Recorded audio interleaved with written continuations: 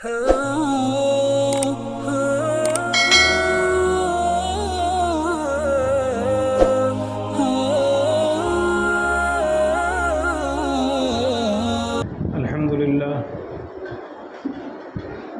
لله وكفى وسلام على عباده الذين اصطفى أما بعد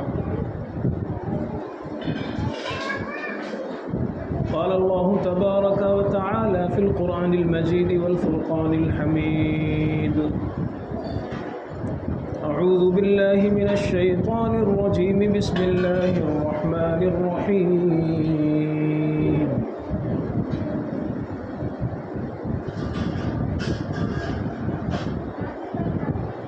أم حسبتم أن تدخلوا الجنة ولما يأتكم مثل الذين خلوا من قبلكم صدق اللہ العظیم۔ محترم بزرگوں اور دوستوں، اللہ تبارک و تعالیٰ کا یہ فضل احسان ہے کہ اس نے ہمیں ایمان جیسی عظیم الشان نعمت عطا فرمائی ہے۔ ایمان کیا ہے، اس کی قیمت کیا ہے، اللہ کی نظر میں اس کی ویلو کیا ہے، اور ہم کتنے قیمتی ہیں اللہ کی نظر میں، یہ بہت ہی عجیب چیز ہے جو سوچنے کی ہے، سمجھنے کی ہے۔ حدیث میں ایک واقعہ آیا ہوا ہے، میں چاہتا ہوں کہ اسی واقعے کی روشنی میں آپ حضرات کو کچھ باتیں عرض کروں۔ فرعون کا نام تو سب نے سنا ہے، کوئی ایسا شخص ہے جو فرعون کو نہیں جانتا؟ سب نے فرعون کے بارے میں سنا ہے اور یہ بھی جانتے ہیں کہ فرعون اپنے آپ کو خدا کہلواتا تھا۔ قرآن پاک نے اس کا جملہ نقل کیا ہے، وہ کہتا تھا انا ربکم الاعلی، میں تمہارا سب سے بڑا رب ہوں۔ یہ جو مصر کے اندر دریائے نیل موجیں مار رہا ہے، یہ میرے آدیش سے چلتا ہے۔ وہ یہ کہتا تھا یہ تم کو جو باغات نظر آ رہے ہیں، وَهَذِهِ الْأَنْهَارُ تَجْرِي مِن تَحْتِي، میرے محل کے نیچے سے جو دریا بہہ رہا ہے، یہ سب میرے اشاروں کے تابع ہے، میرے حکم کے تابع ہے۔ میں کہتا ہوں تو دریا بہتا ہے، اور میں کہتا ہوں تو درخت اگتا ہے، میں کہتا ہوں تو بارش برستی ہے، میں بولتا ہوں تو دھوپ نکلتی ہے۔ عجیب و غریب اس کے دعوے تھے، اور بنی اسرائیل پر اس نے ایسا ظلم ڈھا رکھا تھا، یذبحون ابناءہم، کہ ان کے جو بچے پیدا ہوتے تھے لڑکے، ان کو ذبح کر دیا کرتا تھا، ان کو قتل کر دیا کرتا تھا، اور جو بچیاں ہوتی تھیں ان کو چھوڑ دیا کرتا تھا، اور جو نوجوان بڑے تھے بنی اسرائیل کے، ان سے بیگاری کا، مزدوری کا، کڑیے کا کام لیا کرتا تھا۔ بڑے بڑے پروجیکٹ اور بڑے بڑے کام، روڈ بناؤ، کوئی مزدوری نہیں، صرف کام کرتے رہو۔ یہ فلاں بلڈنگ بناؤ، کوئی مزدوری نہیں، صرف کام کرتے رہو، اور ذرا سے آگے پیچھے کیا تو ختم کر دیا جاتا تھا۔ عجیب و غریب اس نے ظلم ڈھا رکھا تھا۔ ایسے موقع پر اور ایسے بادشاہ اور ایسے ظالم حکمراں کے سامنے کوئی آدمی اس کے خلاف چلا جائے، یہ کتنی جگر گردے کی بات ہے۔ اس میں ایک بات اور بھی ہے کہ فرعون کی بیٹیاں تھیں، فرعون کی اولاد تھی، تو فرعون کی بیٹی کو کنگھی کرنے والی ایک نوکرانی تھی، یعنی صرف اس کے بالوں کو، جیسے آج کل بیوٹی پارلر ہوتا ہے، بال وغیرہ میک اپ کیے جاتے ہیں، تو فرعون تو بادشاہ تھا، تو اس لیے اپنی بیٹی کے لیے اس نے ایک باندی رکھ رکھا تھا جو اس کے بالوں کو کنگھا کرتی تھی، بالوں کو سنوارتی تھی۔ وہ باندی جو ہے ایمان والی تھی، اس نے اپنے ایمان کو چھپا رکھا تھا، رہتی تھی فرعون کے محل میں، کھاتی تھی فرعون کا دیا ہوا، اس کے بیٹیوں کے ساتھ رہتی تھی، اس کے بیٹی کے بال سنوارتی تھی، بیٹی کے بال بناتی تھی، لیکن وہ ایمان والی تھی، وہ ایک اللہ پر ایمان رکھتی تھی، وہ فرعون کو خدا نہیں مانتی تھی، وہ اللہ کو خدا مانتی تھی، جو ساری جہان کا مالک ہے، جو ساری کائنات کا مالک ہے، جس نے انسان کو پیدا کیا ہے، سب کچھ اسی کا دیا ہوا ہے، وہ ایک اللہ پر ایمان رکھتی تھی۔ ایک مرتبہ ایسا واقعہ پیش آیا، اللہ تعالیٰ کو جب کوئی چیز ظاہر کرنا ہوتا ہے تو اس کے اسباب بن جاتے ہیں۔ اللہ تبارک و تعالی، اسی لیے بزرگوں اور دوستوں، کوئی گناہ یہ سمجھ کر مت کرو کہ کوئی دیکھنے والا نہیں ہے۔ چھپ کر کے موبائل میں غلط چیزیں مت دیکھو، یہ مت سوچو کوئی دیکھنے والا نہیں ہے۔ جب اللہ کو ذلیل کرنا ہوگا تو اللہ چھپے ہوئے تہوں میں گناہ کرنے کے باوجود اللہ ذلیل کر دے گا۔ جب اللہ کو رسوا کرنا ہوگا، جب اللہ کو کوئی چیز ظاہر کرنا ہوتا ہے تو اللہ تعالیٰ کسی آنکھ کا محتاج نہیں ہوتا ہے، کسی کیمرے کا محتاج نہیں ہوتا ہے، کسی دیکھنے والے کا محتاج نہیں ہوتا ہے۔ اللہ تبارک و تعالیٰ کسی چیز کو ظاہر کرنے چاہے کوئی اسے چھپانے والا نہیں ہے، کسی چیز کو چھپانا چاہے کوئی ظاہر کرنے والا نہیں ہے۔ تو خیر بہرحال، تو وہ جو بالوں میں کنگھی کر رہی تھی، اتفاق سے کنگھی اس کے ہاتھ سے چھوٹ کر زمین پر گری۔ جب کنگھی زمین پر گری تو اس نے کنگھی اٹھایا اور اس کی زبان سے جملہ نکل گیا، بسم اللہ ربی، اللہ کے نام سے جو میرا پروردگار ہے۔ اس نے کنگھی اٹھایا اور یہ لفظ پڑھا، بسم اللہ، اللہ کے نام سے جو میرا رب ہے، میرا پروردگار ہے۔ پتہ کیا چلا؟ پتہ یہ چلا کہ اللہ کے نیک بندے ہر کام کے شروع کرنے میں بسم اللہ پڑھتے ہیں۔ خود اللہ کے نبی صلی اللہ علیہ وسلم اتنا زیادہ اس کا اہتمام کر رہے ہیں، آپ حدیثیں اٹھا کر دیکھیے، اللہ کے نبی نے تعلیم دی اپنی امت کو، اے لوگوں جب گھر پر انٹری کرو اور اپنے گھروں میں داخل ہوا کرو تو جو دروازہ ہے وہ بسم اللہ کر کے بند کیا کرو، اس لیے کہ باہر سے ہو سکتا ہے تمہارے ساتھ شیطان چلا آ رہا ہو، جنات تمہارے ساتھ چلا آ رہا ہو۔ جب تم دروازہ بسم اللہ کر کے بند کرو گے، اب وہ شیطان اس دروازے کو نہیں کھول سکے گا۔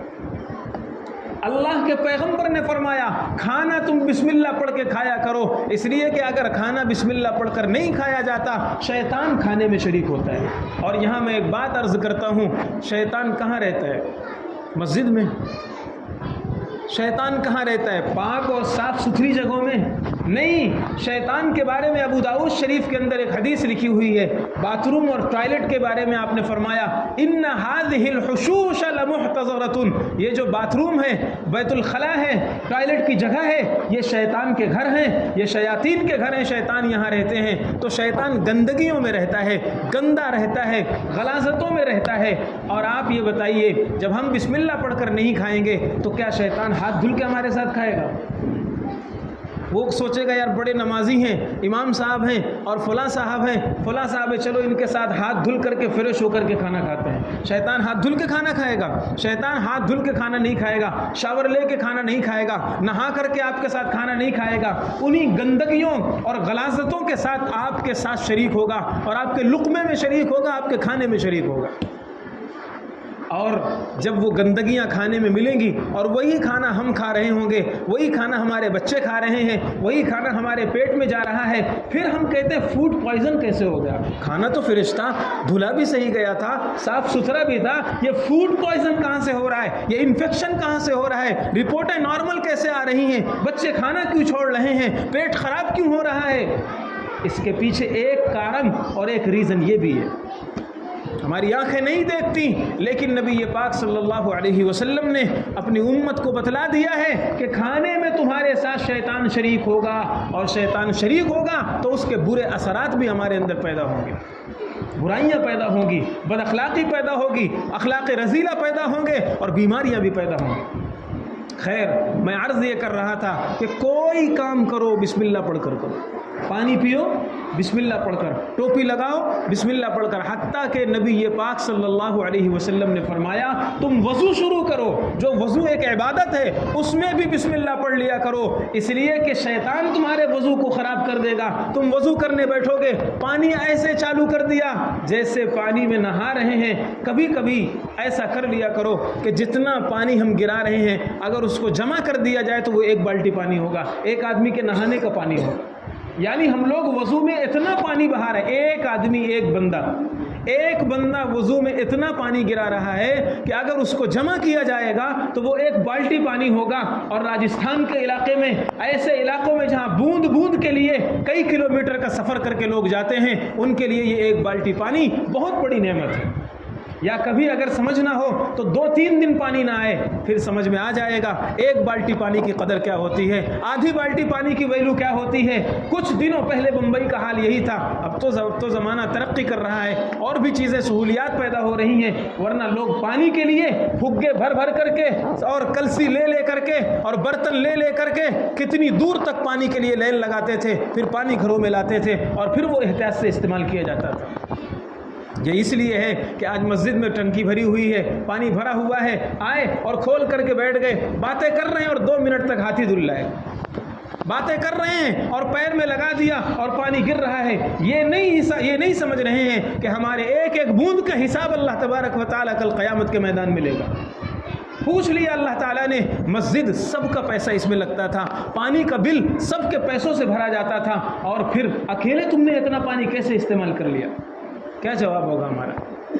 اس لیے اللہ کے نبی صلی اللہ علیہ وسلم نے فرمایا جب تم وضو شروع کرو تو بھی بسم اللہ پڑھ لیا کرو، کہیں ایسا نہ ہو شیطان وضو کے درمیان اور وضو میں آ جائے اور تمہارے وضو کو باتوں میں اور برائیوں میں اور دوسری چیزوں میں اور پانی کے ضائع کرنے میں تمہارے وضو کو برباد کر دے۔ خیر ٹاپک دوسری ہو جائے گی، ورنہ میں آپ کو اس کی اور مثالیں دیتا۔ اللہ کے نبی صلی اللہ علیہ وسلم نے فرمایا رات میں جب تم اپنا دروازہ کنڈی لگاؤ بسم اللہ کر کے لگا لیا کرو، کوئی برتن ڈھکو بسم اللہ پڑھ کے کرو، چراغ بجھاؤ بسم اللہ پڑھ کر کے، یعنی ہر چھوٹی چھوٹی چیزوں میں آپ نے یہ سکھایا بسم اللہ پڑھ لیا کرو۔ اس کا فائدہ کیا ہوگا؟ اس کا فائدہ یہ ہوگا کہ شیطان، خبیث، جنات اور یہ جو بری چیزیں ہیں ان سب چیزوں سے آپ محفوظ ہو جاؤ گے۔ ہوتا یہ ہے کہ یہ کرنے کے کام ہم نہیں کرتے ہیں، یہ جو کرنے کے کام چھوٹے چھوٹے جن میں سیکنڈ لگتے ہیں، اللہ کے نبی صلی اللہ علیہ وسلم نے ہمیں بتلا دیا، جن میں نہ پیسہ خرچہ ہوتا ہے نہ وقت خرچہ ہوتا ہے، اور یہ سب ہم نہیں کرتے۔ پھر جب پریشانیاں آتی ہیں اور عاملوں کے چکر کاٹتے ہیں تو پھر وقت بھی برباد ہوتا ہے، مال بھی برباد ہوتا ہے اور زندگی اجیرن تو ہوتی ہی ہے۔ اس لیے اللہ کے نبی صلی اللہ علیہ وسلم نے یہ ارشاد فرمایا ہے ہر کام میں بسم اللہ پڑھو، ہر چیز میں بسم اللہ پڑھو۔ بہرحال میں عرض کر رہا تھا، بات دوسری طرف چلی گئی کہ فرعون کی اس مومنہ باندی نے بسم اللہ پڑھ کر کے کنگھی اٹھایا۔ جب بسم اللہ پڑھ کر کے کنگھی اٹھایا تو بیٹی جو فرعون کی تھی اس نے کہا اچھا بسم اللہ ربی، اس طرح اس نے کہا تو فرعون کی بیٹی کو یہ لگا میرے باپ کو یہ اللہ کہہ رہی ہے، میرے والد کو یہ رب کہہ رہی ہے، کیونکہ میں بتا چکا ہوں کہ فرعون انا ربکم الاعلی کہتا تھا اور سب اس کو پوجتے تھے، خدا مانتے تھے اور خدا کہلواتا تھا۔ اس مومنہ باندی نے کہا بسم اللہ ربی سے میری مراد فرعون نہیں ہے، تمہارے والد نہیں ہے، بلکہ میں اس اللہ کو مانتی ہوں جو تنہا ہے، یکتا ہے، اکیلا ہے، سارے جہانوں کا مالک ہے، پالنہار ہے، سب کو روزی دینے والا ہے، دن اس کے اشاروں پر چلتا ہے، نکلتا ہے، سورج اس کے حکموں کا تابع ہے، چاند اس کے حکموں کا تابع ہے، یہ ہوائیں، یہ شمس و قمر، یہ بحر و بر، یہ شجر و حجر، یہ انسان، یہ جنات، یہ ہاتھوں میں طاقت، یہ ہڈیوں میں گودا، یہ دماغ میں بھیجا، یہ ساری چیزیں اسی ایک رب نے دی ہیں، اسی اللہ نے دی ہیں۔ فرعون کو کیسے میں رب کہہ دوں؟ فرعون کو کھانا نہ ملے اس کا دماغ چکرانے لگے گا، اس کو بھوک لگے گی، یہ کھانے کا محتاج ہے، پیشاب نہ نکلے حالت خراب ہو جائے گی، بیت الخلا نہ ہو حالت خراب ہو جائے گی۔ پھر فرعون تو طرح طرح کی چیزوں کا محتاج ہے، یہ پیشاب پیخانے کا محتاج ہے، یہ کھانے کا محتاج ہے، اس کو گرمی بھی لگتی ہے، اس کو سردی بھی لگتی ہے، یہ بیمار بھی ہو سکتا ہے، اس کے سر میں درد بھی ہو سکتا ہے، اور اس کو بول و براز، تھوک لعاب، گندگی، غلاظت بھی اس کے اندر ہے، اور ساری برائیاں اور ساری کمیاں اس کے اندر ہیں۔ نیند کا یہ محتاج ہے، چلنے کا یہ محتاج ہے، کھانے کا یہ محتاج ہے، ساری چیزوں کا یہ محتاج ہے، اور جو محتاج ہو وہ قادر نہیں، جو قادر نہیں وہ خالق نہیں، جو خالق نہیں وہ خدا نہیں، اس لیے میں فرعون کو خدا نہیں مان سکتی۔ اللہ اکبر۔ اس مومنہ باندی کا ایمان یہ تھا، جب باندی نے یہ جملے کہے فرعون کی بیٹی نے اپنے باپ کا دھونس جمایا، کہنے لگی ابو سے بول دوں گی۔ کیا کہا اس نے؟ کہنے لگی تجھے پتہ بھی ہے ایسی باتوں کی سزا میرا باپ تجھے کیا دے گا؟ بوٹیاں بوٹیاں کروا دے گا، کتوں سے نچوا دے گا۔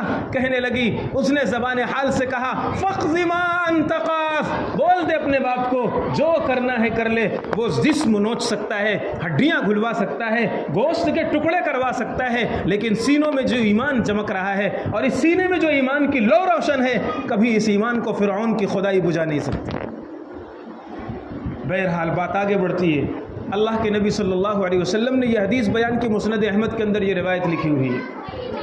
وہ باندھی، اس نے یہ جملہ کہا، فرعون کی بیٹی اٹھی اور اسی وقت اس نے فوراً اپنے ابا جان سے کہہ دیا۔ فرعون کے محل میں ایمان کا چرچا ہو اور فرعون کے گھر میں اسی کی بات کو اور اسی کے مشن کو دبانے کی بات ہو، فرعون اسے کیسے برداشت کر سکتا تھا؟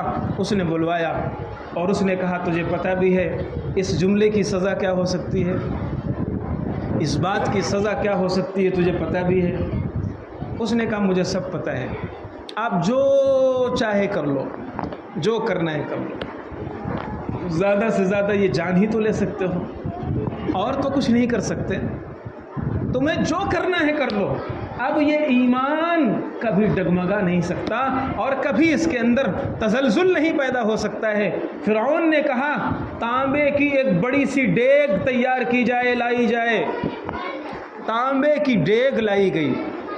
پرانے لوگ جانتے ہیں تانبا اور پیتل جلدی گرم نہیں ہوتا، تھوڑا ٹائم لگتا ہے، لیکن جب گرم ہو گیا تو بہت گرم ہوتا ہے۔ اور تانبے کی ڈیگ لائی جائے، ڈیگ لا دی گئی۔ فرعون نے کہا اس میں پورا تیل بھر دیا جائے، تیل بھر دیا گیا۔ انگاروں میں، شعلوں میں اس تیل کو ایک دم کھولا دیا گیا اور اس کے بعد پورا مجمع جمع ہو گیا۔ اس مومنہ کے ایمان کا امتحان تھا۔ اس کے چھوٹے چھوٹے کئی سارے بچے تھے۔ فرعون نے کہا دیکھ تو نے غلطی کیا ہے، لیکن تیرے غلطی کی سزا تیرے ان بچوں کو اور معصوموں کو بھی بھگتنا پڑے گا، اور شروعات میں ان بچوں سے کروں گا۔ پہلے ان بچوں کو، چھوٹے چھوٹے بچوں کو اس کڑھاؤ میں اور اس ڈیگ میں کھولا دیا جائے گا، پکا دیا جائے گا، اور پھر آخر میں تیرا نمبر آئے گا۔ ابھی بھی تیرے پاس موقع ہے، تو اپنی بات سے رجوع کر لے، مجھ پر ایمان لیا، مجھ کو خدا مان لے، میں تیری غلطی معاف کر دوں گا۔ لیکن اللہ اکبر، کیا ایمان تھا اس بندی کا اور کیا ایمان تھا اس مومنہ کا! اس نے کہا کچھ بھی ہو سکتا ہے، کچھ بھی ہو سکتا ہے، اب ایمان کا سودا نہیں ہو سکتا۔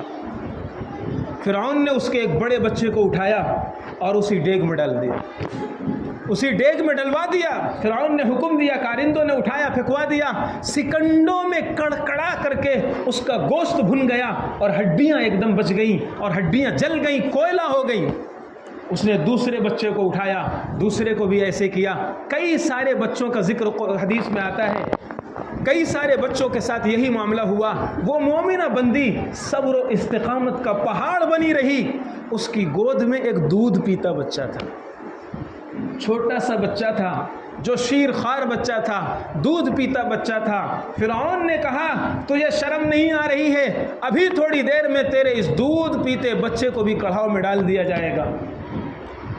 جب بچہ تو بچہ ہوتا ہے، ماں کو اپنے سب بچوں سے پیار ہوتا ہے، لیکن جو چھوٹا بچہ ہوتا ہے، دودھ پیتا بچہ ہوتا ہے، ماں کو اس سے زیادہ لگاؤ ہوتا ہے۔ موت اور زندگی جھیل کر کے ماں اسے دنیا میں جنم دیتی ہے، کیسی سختیاں جھیل کر کے اپنے پیٹ میں اسے پالتی ہے، اور جب پرورش کا اور دودھ پلانے کا زمانہ ہوتا ہے، اسے گرمی میں ٹھنڈا پانی پینے کا تقاضا ہوتا ہے، وہ اپنے اس دودھ پیتے بچے کی وجہ سے ٹھنڈا پانی نہیں پیتی ہے، میرے بچے کو سردی نہ ہو جائے۔ آئس کریم کھانے کا تقاضا ہوتا ہے، وہ نہیں کھاتی ہے، اپنے بچوں کے پرہیز کی وجہ سے وہ بہت ساری اپنی خواہشات کو قربان کر دیتی ہے، اپنی پسند ناپسند کو نہیں دیکھتی، راتوں کی نیند قربان کرتی ہے، گیلے کپڑے میں بستر میں خود سو کر کے اپنے معصوم کو سوکھی جگہ پر سلاتی ہے۔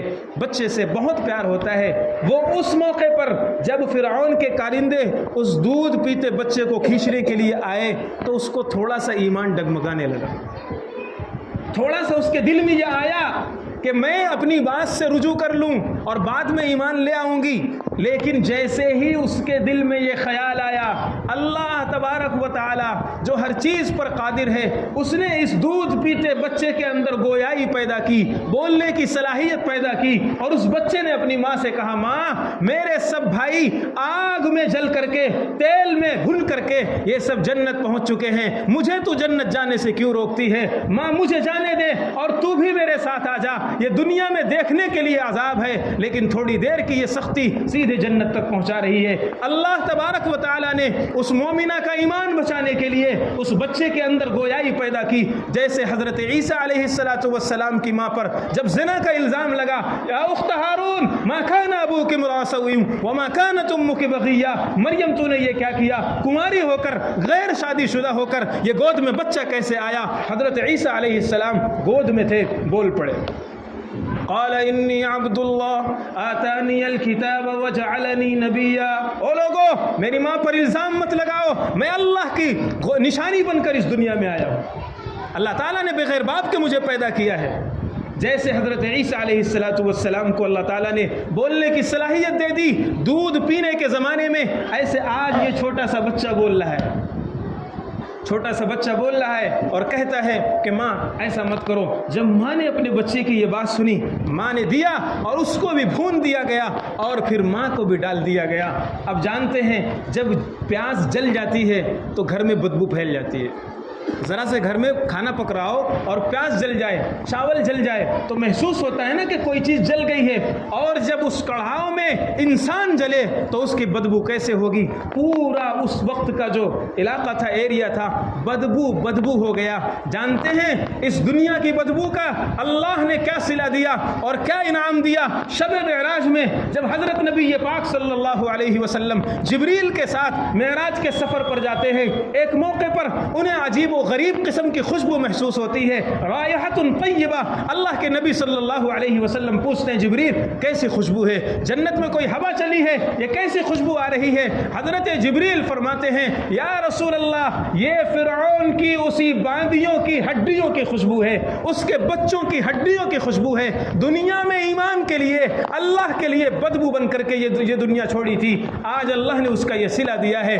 ایسی عجیب و غریب خوشبو اس کی ہڈیوں میں، اس کے وجود میں پیدا ہو گئی ہے۔ ہر آنکھ خیرہ ہوتی ہے، ہر کان تیار ہو جاتا ہے، ہر ناک سونگھنے کے لیے تیار اور بیتاب ہو جاتی ہے۔ اس اللہ نے یہ انعام دیا کہ اللہ کے نبی صلی اللہ علیہ وسلم شب معراج میں اس کی خوشبو محسوس کر رہے ہیں۔ اللہ تعالی ہم سے یہ امتحان تو نہیں لیتا، اللہ سے ہمیں عافیت مانگنا چاہیے، لیکن ہمارے پاس بھی بہت سارے امتحانات آتے ہیں۔ جیسے اس ایمان والی بندی نے فرعون کے دبدبے کے باوجود اپنے ایمان پر ثابت قدم رہ کر کے دنیا چھوڑ دیا، ایسے آج کل ہمارے سامنے چھوٹے چھوٹے چیلنجز آتے ہیں، چھوٹا چھوٹا ماحول آتا ہے۔ ہماری بچیاں اور ہماری بہنیں باہر کا ماحول دیکھتی ہیں، کوئی بے نقاب گھوم رہی ہے، کوئی عجیب و غریب قسم کے کپڑے پہن کر کے گھوم رہی ہے۔ اب وہ سوچتی ہیں ایسی گرمی میں 38 ڈگری 40 ڈگری کی گرمی ہو رہی ہے، ایسے میں برقع پہن کر کے نقاب پہن کر کے باہر کیسے جائیں؟ لیکن اب یہ ایمان کا امتحان ہے۔ ایک طرف تو یہ ماڈرن زمانہ ہے، ویسٹرن طبقہ ہے، ویسٹرن کلچر ہے، مغربی تہذیب ہے، اور ایک طرف یہ ایمان والی ہے، یہ مومنہ ہے۔ اب اس کا ایمان کا تقاضا یہ ہے کہ نہیں وہ برقع پہنے، اس گرمی کو برداشت کرے، اللہ تعالیٰ اس گرمی کی برکت سے اسے جنت کی ہوائوں سے سیراب کرے گا، اللہ تعالیٰ اس تھوڑی سی گرمی برداشت کرنے پر اسے جنت کی ناز و نعمتوں میں رکھے گا۔ یہ امتحانات ہمارے پاس چھوٹے چھوٹے آتے رہتے ہیں۔ ہمارے ایمان کا تقاضا یہ ہے کہ ہم اللہ کے لیے